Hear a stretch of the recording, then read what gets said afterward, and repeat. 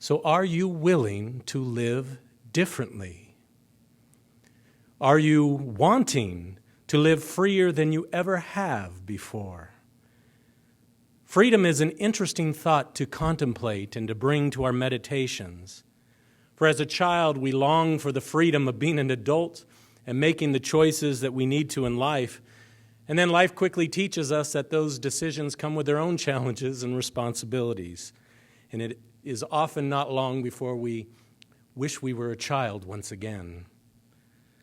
But I will suggest that true freedom is when we can let go, surrendering our will and hold on what we deem important in this life, and simply give it to Christ. Give it to this one who more than any other world teacher taught us that this freedom comes through contact with God eternal and the expression of the divine inherent within us. And we only get there by letting go of the limitations of our personality self and humanity's fascination with the material outer world. I want to give you an image of a swift moving river representing the currents of life, and you on the riverbank holding on to a large stump representing all that you feel is important in this outer life. The current swirling all about you. The first thing we realize is that life is a bit unpredictable. Things happen outside our comfort zone, and if we let go, what is to prevent us or those currents from taking us to rocks and other debris? How can we safely navigate those waters and even keep afloat? See, we are striving today and this Christmas season to give all these unknowns to Christ.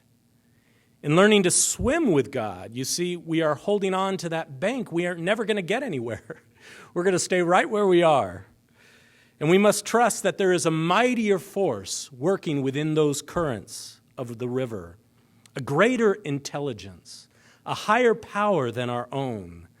And learning to swim with God and giving it all to Christ requires faith in that God to provide and safehold us. So let go and let God.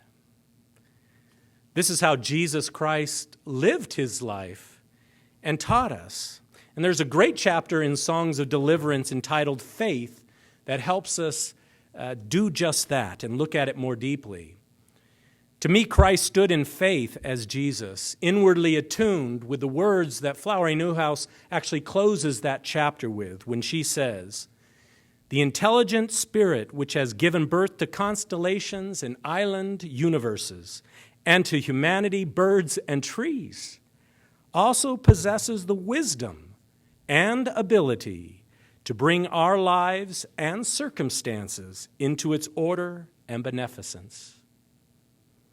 Our daily goal should be to give ourselves, with all the details of our affairs, completely into its supreme and interested care."